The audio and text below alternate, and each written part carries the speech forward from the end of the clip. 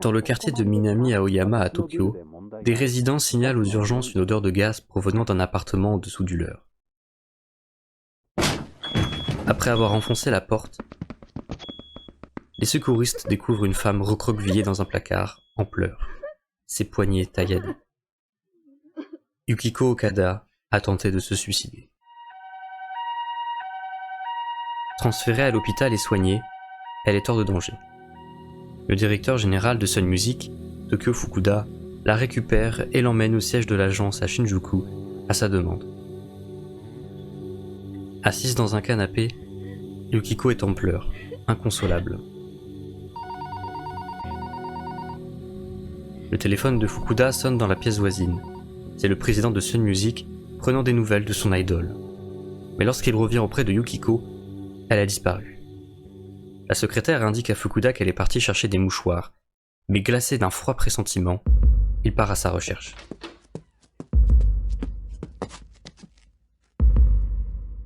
Arrivé devant la porte menant au toit du bâtiment, il découvre les chaussures de Yukiko sur une marche. Il réalise alors ce qui vient de se produire. À seulement 18 ans, et au sommet de sa carrière, Yukiko Okada a sauté du toit de son agence, mettant fin à ses jours. Que seriez-vous prêt à sacrifier pour réaliser vos rêves ? Est-ce que les concrétiser vous comblera-t-il vraiment ? Ou est-ce que tous vos efforts pour y parvenir vous auront fait passer à côté du bonheur ? Pour la jeune Kayo Sato, 15 ans, seul le refus de sa mère semble la séparer de son rêve. Devenir une idole, en participant à l'émission qui a déjà propulsé les plus grands vers les sommets. Mais ne nous hâtons pas et revenons au début.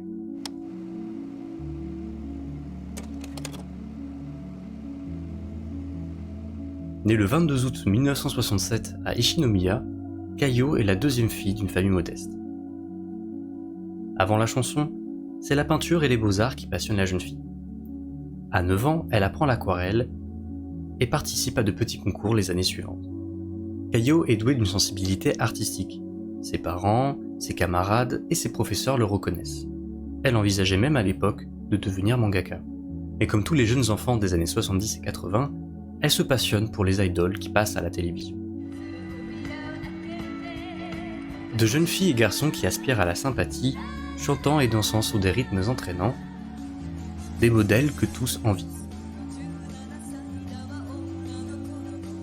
Kayo admire particulièrement la jeune idole Junko Sakaruda, faisant partie du trio très célèbre des années 70, comprenant Mori Masako et Momoe Yamaguchi. Sous le charme, c'est décidé, Kayo veut devenir une idole. Elle rejoint donc la chorale de son école et postule à diverses auditions et émissions télé. Elle apparaît brièvement à 16 ans dans Junior High School Diary, ici. Elle remporte même un concours photo et est choisie comme modèle pour une publicité Nikon. Mais son véritable premier grand pas vers la réalisation de son rêve d'idole est sa sélection pour la célèbre émission Star Tonjo en 1982, suivant alors les pas de son modèle.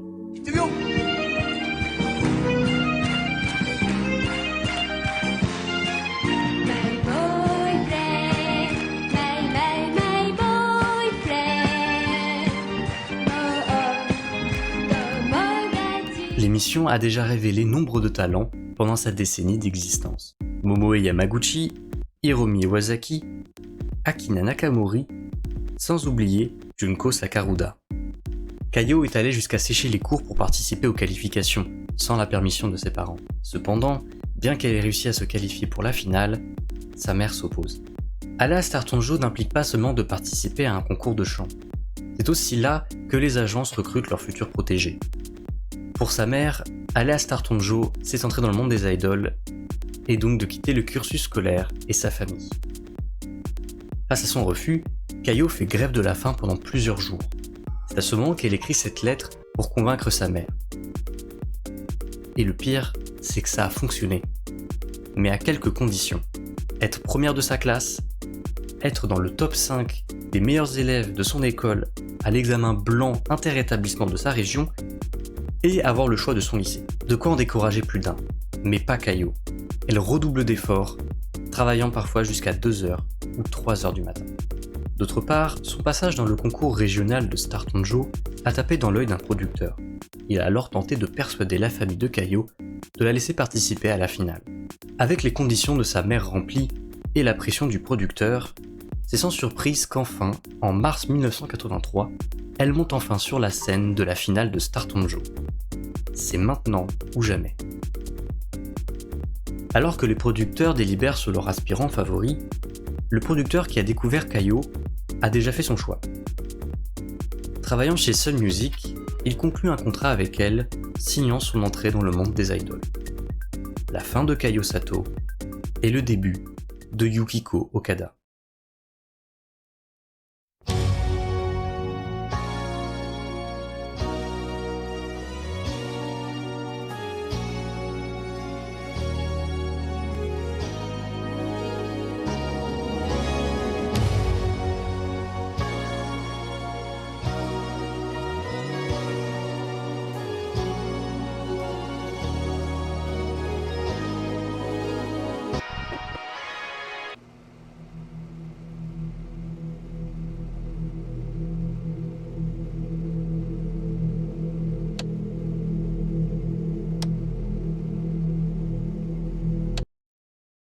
Peu après, en juillet 1983, elle emménage avec d'autres idoles à Tokyo dans une colocation tenue par le président de Sun Music. Elle rejoint aussi le lycée Horikoshi pour finir ses études, n'oublions pas qu'elle n'a que 16 ans et encore 2 années de lycée devant elle. Sa carrière musicale, quant à elle, ne commencera qu'en fin d'année, lorsque la maison de disques à laquelle Yukiko est rattachée commandera à Maria Takeuchi de composer et écrire ses premières chansons. Maria Takeuchi, ce nom vous dit peut-être quelque chose si vous êtes familier avec la city pop, car il s'agit ici de la chanteuse du célébrissime morceau Plastic Love, pas encore sorti à cette époque. Avec son mari Tatsuro Yamashita, ils sont les compositeurs et paroliers de plusieurs idoles célèbres, en ayant aussi eu de leur côté plusieurs succès, récompensés par ailleurs pour leurs travaux et influence sur la musique japonaise, tout en étant les portes-étendards de la city pop réémergente depuis 2016. Pour Yukiko, Takeuchi composera ou écrira 10 chansons, dont Premier Rendez-vous, le premier single de la toute jeune idole prévu pour avril 1984.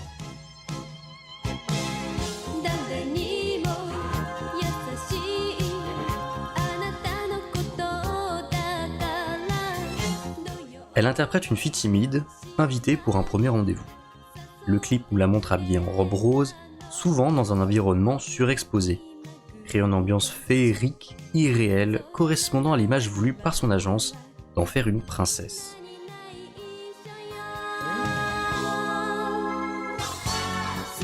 On la remarque par ailleurs assez mal à l'aise, son jeu d'acteur étant encore à ses débuts, elle n'est pas vraiment à l'aise devant la caméra.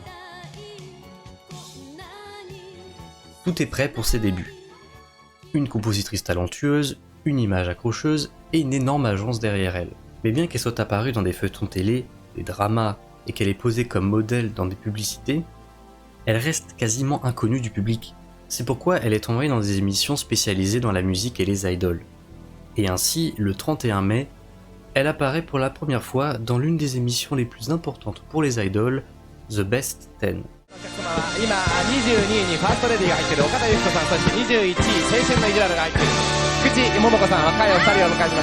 Une émission hebdomadaire où les chansons sont classées grâce à un genre de moyenne basé sur le nombre de ventes, de demandes de diffusion radio et télé. Les 10 meilleurs sont invités dans l'émission, un excellent moyen de savoir si vous êtes populaire et gagner en visibilité. Pour le moment, elle s'y trouve uniquement comme invitée. Pour continuer sur son lancement de carrière, sort en juillet 1984 son deuxième single, Petite Princesse. Le titre fait écho à son slogan d'idole, Petite Princesse d'un pays merveilleux, une phrase marketing très importante à son époque pour définir son style. Ainsi, Yukiko incarne la fille timide et fragile.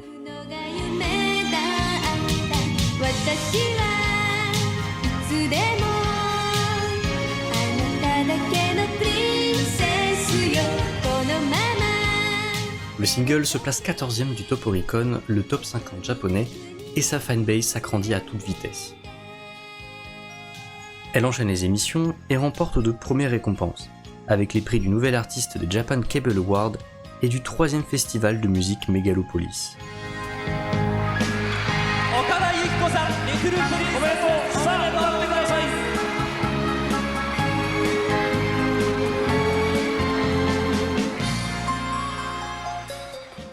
En septembre, Dreaming Girl Hajime Mashite, son 3e single, sort au grand public. Elle atteint la 7e place Oricon, ce qui lui permet d'apparaître à Best 10, cette fois-ci à la 8e position.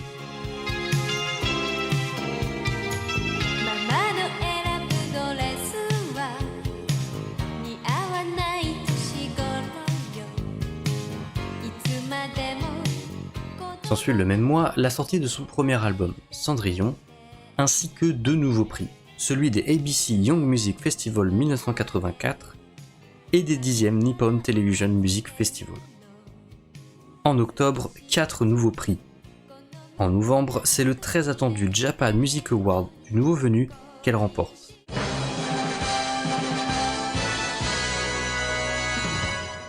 Okada Yuko-san.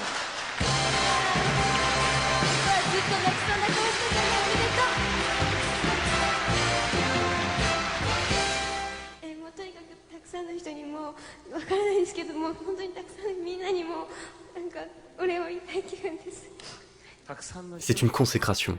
Après un an d'efforts pour se faire une place, elle obtient l'un des prix les plus convoités de l'année. Elle ne peut retenir ses larmes de joie alors qu'elle chante Petite Princesse devant des milliers de téléspectateurs.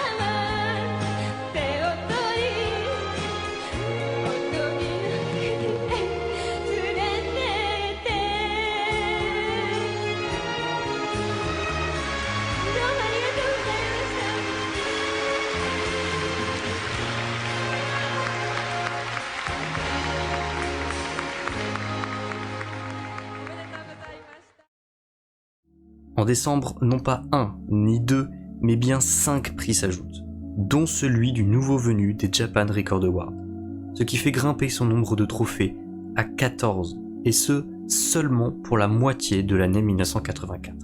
Avec sa popularité en pleine explosion, elle arrive en à peine 6 mois en haut des charts.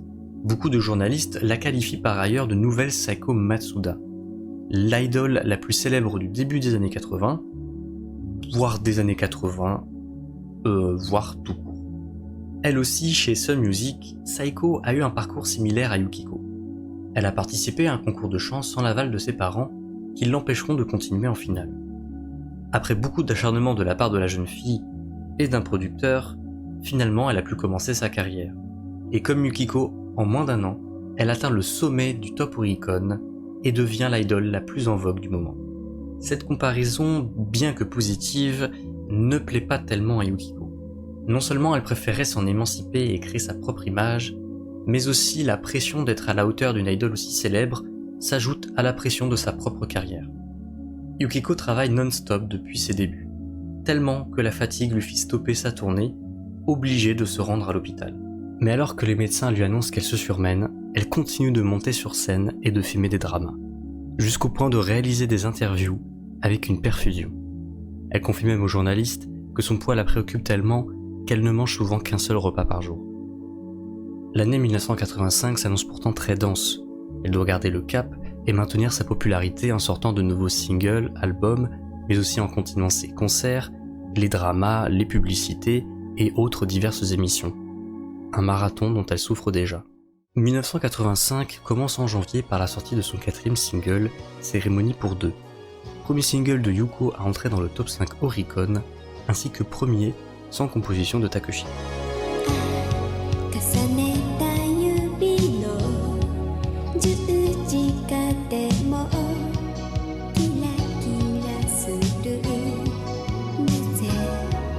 Cérémonie pour 2 a par ailleurs été utilisée comme chanson pour une publicité Toshiba. Une pratique très répandue chez les idoles, la plupart de ces chansons sont utilisées par des marques pour promouvoir leurs produits. Des contrats sont signés par les agences afin de renflouer les caisses et donc de financer leur carrière. Ainsi, Yukiko apparaît à la télévision et en photo pour Toshiba, Cecil Chocolate, les chaussures et bien sûr elle-même pour promouvoir ses singles et concerts.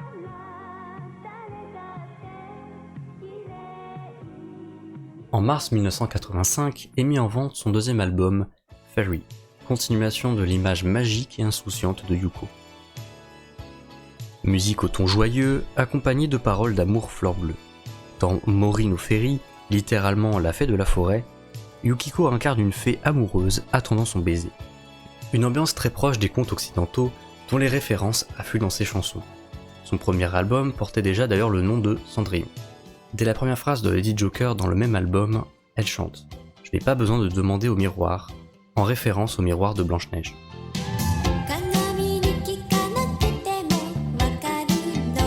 Les paroles de la chanson prônent par ailleurs la confiance en soi du point de vue d'une jeune fille. Cendrillon est cité dans de nombreuses chansons, sauf que pour l'époque, Cendrillon incarne la fille qui accomplit ses tâches sagement, en attendant le prince charmant, la bonne à marier. Des valeurs qui sont donc reprises souvent par ces chansons pour les déformer ou les appuyer, comme Yoko Oginome, contemporaine et amie de Yukiko, qui chantait dans Dancing Hero Cinderella Boy, littéralement garçon Cendrillon, inversant les rôles.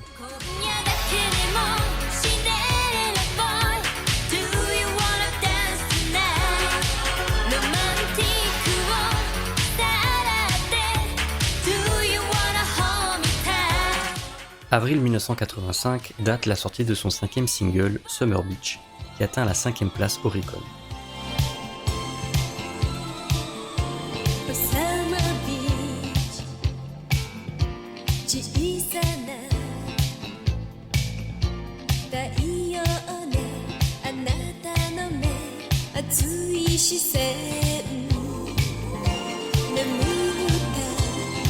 Un morceau très city pop apprécié des fans et accompagné sur la face B d'une chanson plus mélancolique aux paroles poétiques.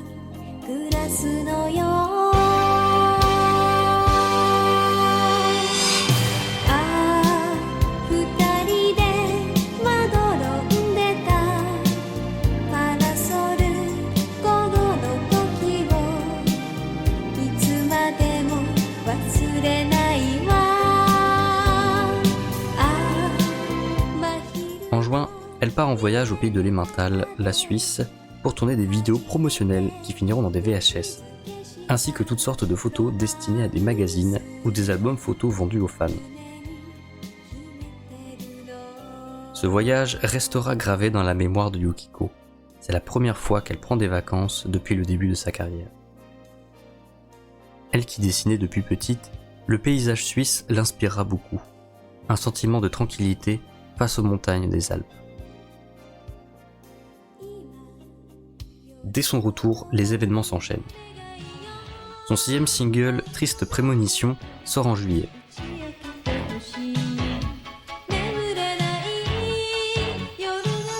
En septembre, entre la sortie de son 3e album et les concerts, elle décroche le premier rôle d'une nouvelle série télé, Kinji-la-Reta Mariko, où elle joue une ado au super pouvoir psychique.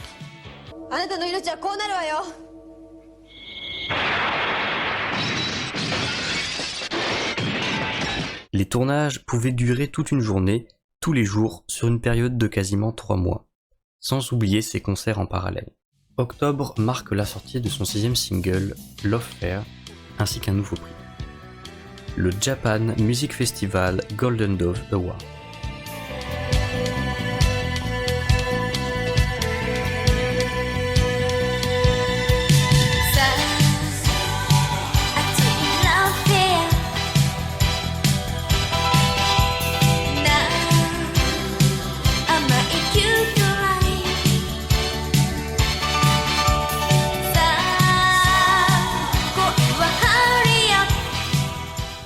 Entre la diffusion de la série Kinji-la-Reta Mariko, les concerts et les émissions télé, sort en ce mois de décembre 1985 un numéro spécial d'un magazine photo dédié à Yukiko.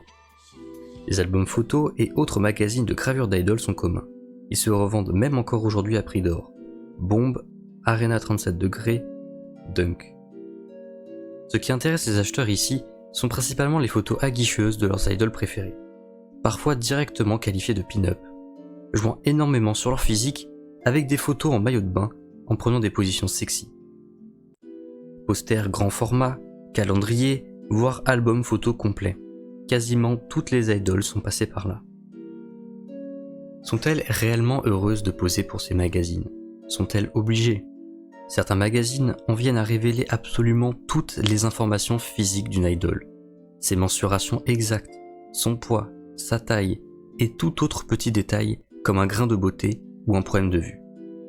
Des propres dires de Yukiko, elle déteste que l'on prenne son ventre en photo. Et alors qu'elle a des problèmes de vue, elle réalise tous ses concerts, ses shootings photos et tournages sans lunettes. Les magazines exposent et jugent les corps de ces jeunes filles, les lecteurs font de même, créant une ambiance de concurrence physique permanente, complexant les jeunes filles japonaises, et replaçant souvent les idoles à un rôle de poupée. La cerise sur le gâteau, bien qu'il s'agisse du Japon des années 80, Yukiko, comme d'autres filles avant et après elle, n'a que 16 ans au moment où les photos sont postées. Un aspect voyeur et pervers qui se ressent dans les interviews souvent axées là-dessus, sur leur vie privée et sentimentale, ce qui causera beaucoup de mal dans un milieu déjà très intrusif et anxiogène. Elle apparaît partout et tous ses faits et gestes sont suivis et contrôlés. Elle n'est pas une star comme on l'entend aujourd'hui. Sa proximité avec ses fans et l'ouverture de sa vie privée en fait plus un genre d'ami ou une convoitise, comparable avec les influenceurs et streamers actuels, avec tous les côtés positifs et malsains qui vont avec.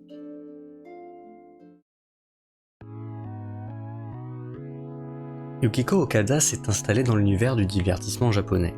Sa montée fulgurante se concrétise le 29 janvier 1986 lors de la sortie de son 7e single, Kuchibiru Network, Réseau de lèvres, dont les paroles sont écrites par nul autre que Saiko Matsuda, et la musique composée par Ryuichi Sakamoto, futur compositeur du Dernier Empereur pour lequel il sera oscarisé, mais aussi de The Revenant pour ne citer que ces deux films.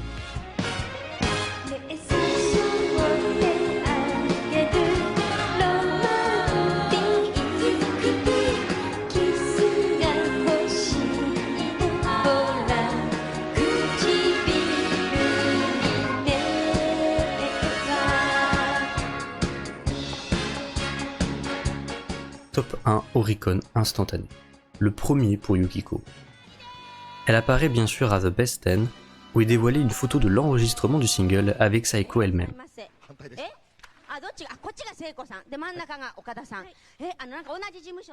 Ses fans se ruent à l'événement poignée de main organisé pour la sortie du single. 4000 fans à Tokyo en 2 jours, alors qu'il s'agit d'une seule des 5 villes où Yukiko se présentera. Ces fans pourront dès le 21 mars acheter le 4e album de leur idol, intitulé Naissance de Vénus, où se trouve par ailleurs une autre chanson écrite par Saiko. L'album met de côté l'image de princesse, gardant les musiques d'amour, mais utilisant principalement le champ lexical des saisons, des planètes ou des étoiles.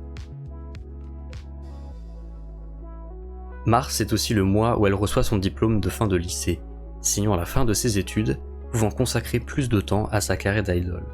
Et à 18 ans, elle peut enfin profiter de son propre appartement, dans lequel elle emménage début avril. Sa vie est alors à un point culminant.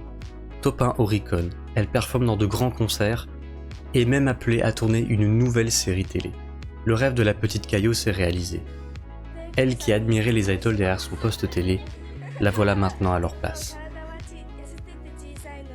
Jusqu'au 8 avril 1986, où sa vie prend une tournure plus tragique, loin des chansons d'amour et de sa joie contagieuse.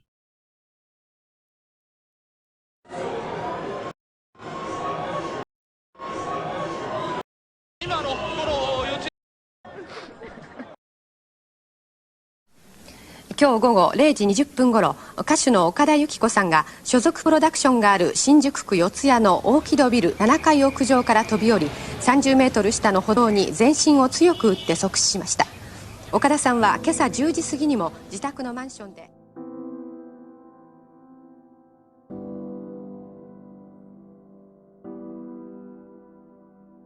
Rapidement, la nouvelle se répand. Les journalistes sont déjà sur place avant que le corps de la jeune femme, gisant toujours sur le sol, ne soit retiré.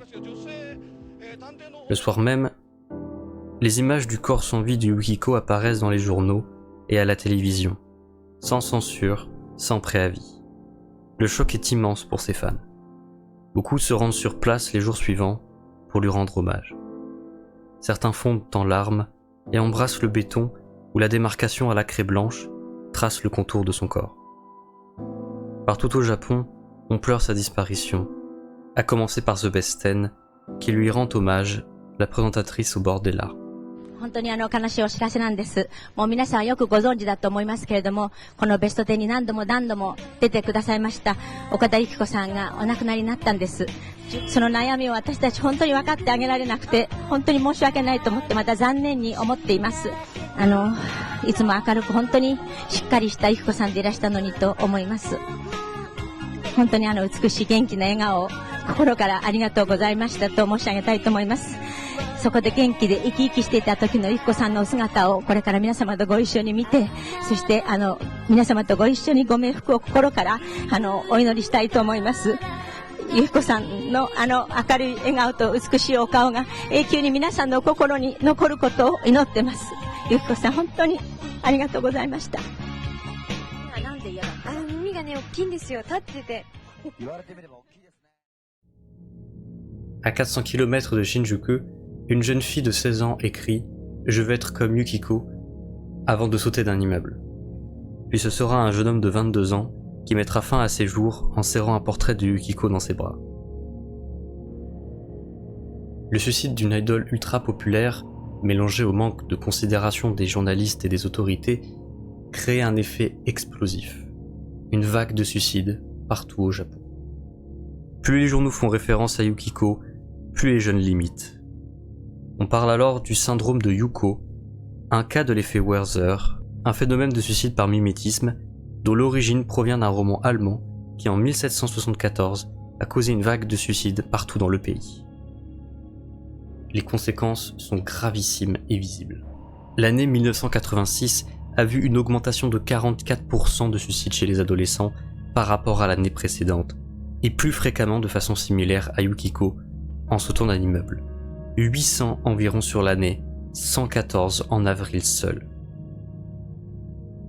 Pour tenter d'endiguer la vague, Yukiko, ses chansons, son image et même son nom sont bannis de toute chaîne télé et de tout média. Les fans ne pourront pas non plus écouter son dernier single dont la sortie est annulée, tout comme celle de ses émissions et de ses films. Yuko doit disparaître. Sa famille, ses amis, ses collaborateurs portent le deuil lors de ses funérailles. Des pleurs, des visages sombres, mais surtout un sentiment lourd pèse sur chacun. La culpabilité, l'incompréhension, l'injustice. Pourquoi? Qui? Quelque chose doit expliquer ce geste. Yukiko a laissé un journal intime dont le contenu n'a pas été encore entièrement révélé à ce jour. Pourtant, un nom en ressort, Toru Minegishi. Acteur du petit écran et du large, il commence sa carrière à 19 ans, en enchaînant nombre de feuilletons et de films. Il devient plutôt célèbre, et en 1985, il accepte un rôle important du feuilleton Kinjela Mariko. Il rencontre alors la jeune Yukiko Okada, il a 43 ans, elle en a 17. Le soir de sa mort, alors que son nom est murmuré dans les médias, il tient une conférence de presse. Lors de la conférence, il explique ne pas avoir eu de relation sentimentale avec l'idole. Il se sentait plus comme un grand frère pour elle, bien qu'il admet que vers la fin, il y avait peut-être un côté romantique à tout cela. Il se sent pour autant responsable de ne pas avoir pris au sérieux Yukiko, qualifiant ses sentiments comme ceux d'un premier amour de jeune fille. Minegishi semble alors être l'auteur d'un cœur brisé. Yukiko n'aurait supporté le refus de son amour et mis fin à ses jours. Cependant, malgré la possibilité de cette théorie, il est difficile de penser qu'elle soit passée à l'acte uniquement pour cette raison. Sachant qu'il ne témoigne pas d'un refus catégorique, ni d'une dispute, rien de brutal. On ne sait pas tout sur cette relation, il est possible qu'il y ait eu plus. Mais sans témoignage ou preuve, on ne peut pas aller plus loin ici. Yukiko a été décrite par plusieurs personnes de son entourage comme instable, parfois très déprimée. Sa mère écrira dans un livre sur sa fille qu'elle avait déjà tenté de s'asphyxier au gaz plus jeune. Yuko était une fille sensible, sûrement peu, voire pas du tout suivie par un corps médical. Et en ajoutant sa privation de nourriture, aussi rapportée par Minegishi, ce mal l'a rongée peut-être depuis plusieurs années. Monsieur Fukuda apportera un éclaircissement majeur sur la tournure des événements de cette journée dans une interview en 2016. Il explique que lorsqu'il se trouvait avec Yukiko dans le salon de l'agence, après son hospitalisation, elle aurait dit « J'ai fait quelque chose de terrible et je ne peux plus vivre. J'ai causé trop de problèmes à mon entreprise. » Ainsi, sa première tentative était liée à son amour impossible et sa deuxième aux conséquences de la première. Yukiko est une star. Si sa tentative avait été révélée, ce qui aurait été le cas, sa carrière et son entreprise en auraient souffert, ce qui s'est d'ailleurs produit pour Sun Music. Elle n'a pas supporté la pression qui s'exerçait sur elle depuis ses débuts. Son rêve est aussi un boulet qu'elle traîne. Elle doit réussir, sinon elle retourne directement auprès de sa mère, en lui donnant raison. Ajouter la pression de l'agence qui investit sur elle, lui propose toutes ses opportunités, l'abrite, elle ne veut pas non plus les décevoir. Puis n'oublions pas les fans de plus en plus nombreux. Yukiko n'a plus de place pour Kayo. Il est quasiment impossible pour une jeune fille de gérer autant de pression. Beaucoup d'autres idoles ont par ailleurs subi les affres du milieu.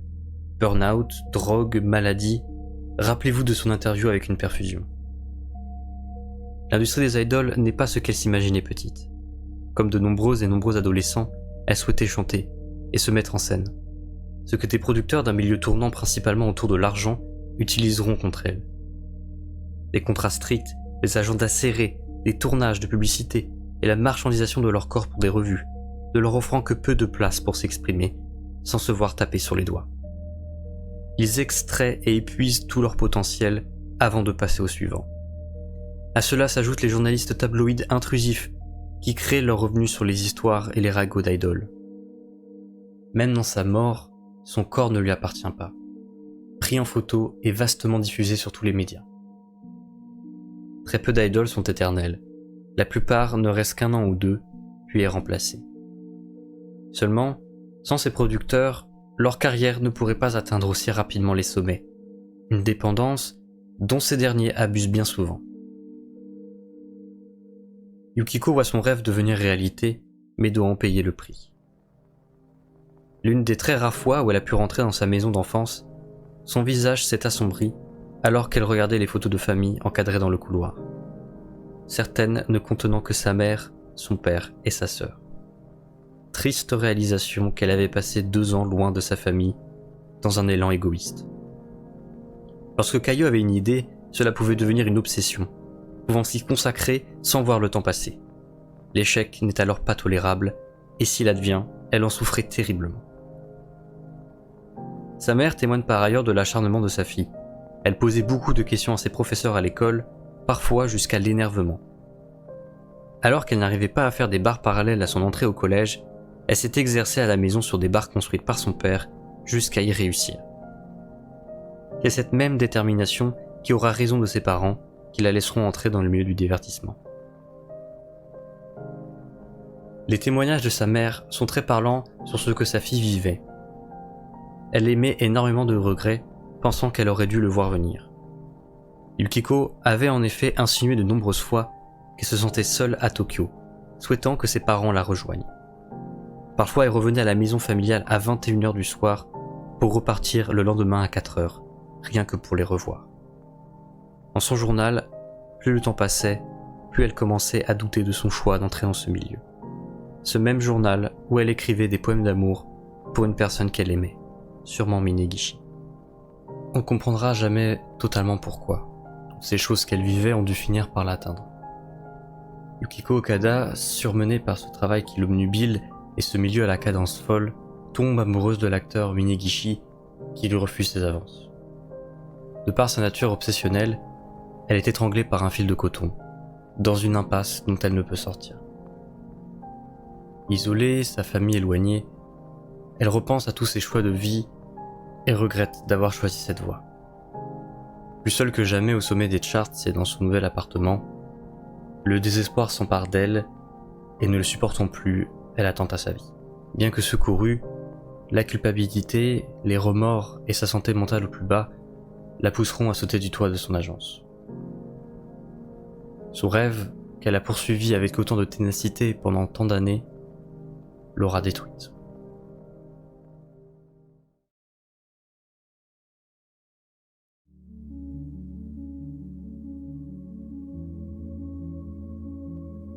Que reste-t-il aujourd'hui de Yukiko ? Comme dit précédemment, tous ses albums, singles et toutes les productions sur lesquelles elle a participé ont été annulés et bannis pendant plus de 10 ans. Sa mère sortit par ailleurs un livre sur sa fille en 1988. Elle y raconte des anecdotes sur son enfance et y dévoile des lettres ainsi que des dessins de Yukiko. Un recueil très intrusif, mais qui a mieux permis de comprendre son geste. Pour sa famille, malheureusement, le drame aura raison du mariage de ses parents. Sa sœur suivit son père, laissant sa mère seule. Celle-ci s'éteindra quelques années après la sortie du livre. Pour ses fans, le choc les a marqués à jamais. Son fan club, toujours existant, s'occupe encore aujourd'hui de sa tombe. Le Japon a retenu la leçon après Yukiko. La médiatisation des suicides de stars sont aujourd'hui traités avec finesse, et souvent, les médias évitent de préciser les causes de la mort afin d'éviter un nouveau cas de l'effet Warzer. Plus largement, sa mort a soulevé et soulève encore aujourd'hui des questions quant au milieu des idoles japonaises et coréennes. Les suicides ou tentatives sont assez fréquentes chez les idoles et les stars. Akina Nakamori, qui avait pourtant appelé à ne pas suivre Yukiko, essaiera en 1989 de mettre fin à ses jours, alors au sommet de sa gloire. La société japonaise se bat depuis longtemps afin d'indiquer ce mot, mais le manque d'attention, la solitude et l'isolement ajoutés à la culture de l'odeur et du renfermement de ses sentiments en font une tâche ardue. Bien que les chiffres soient en baisse depuis les années 80, le suicide reste une question très taboue au Japon, et plus largement dans tous les pays d'Asie du Sud-Est. La Corée du Sud, qui aujourd'hui brille avec la K-pop, est par ailleurs le pays avec le plus haut taux de suicide de toute l'Asie. Et les scandales liés au suicide de stars y sont très nombreux. N'oubliez pas, vous n'êtes pas seul. Si vous ou un proche vous sentez mal, appelez le 3114, c'est entièrement gratuit. Le site est en description.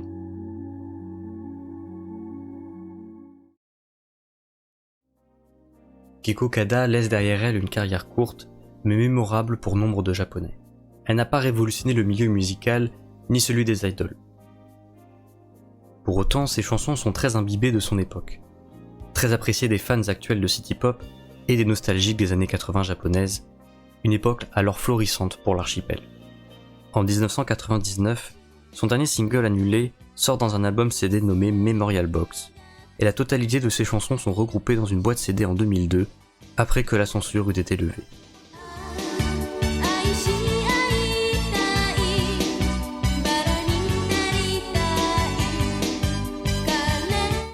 Encore aujourd'hui, des albums de compilation sortent, comme Maria's Songbook, sélection des musiques préférées de Yukiko par Maria Takeshi, sa première parolière. Pour l'album, elle est par ailleurs revenue sur sa première rencontre avec Yukiko, profondément touchée par le destin de la jeune fille, mais marquée à jamais par sa gentillesse et sa joie. 口坂のスタジオでゆきこちゃんがやってきて「はじめまして」って言ってた笑顔とか、もしあの頃こういろんな悩みとかそういうことをこう聞けてたらなんか違ってたのかなとも思いますし、なんか天国で彼女が聴いてくれたら喜んでくれるのかなと思いながら一生懸命歌ってみようと。とりあえずいきます。 Quelques groupes d'idoles des années 2000 et 2010 iront jusqu'à reprendre ces chansons.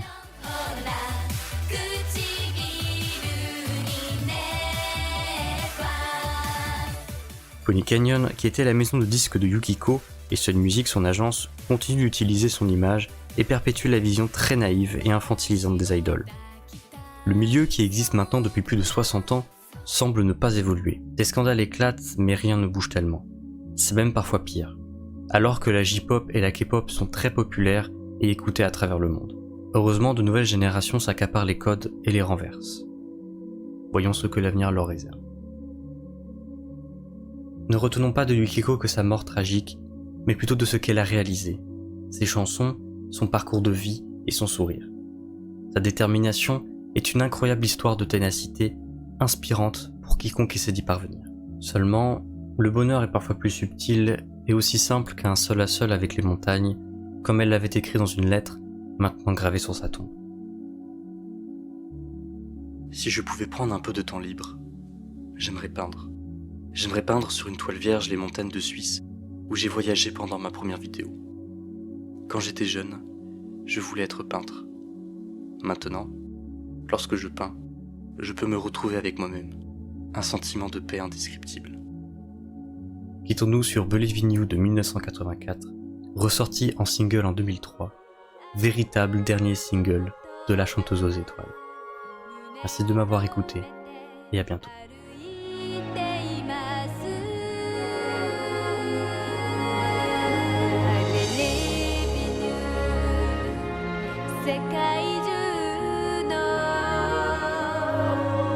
I believe in you 懐かしさ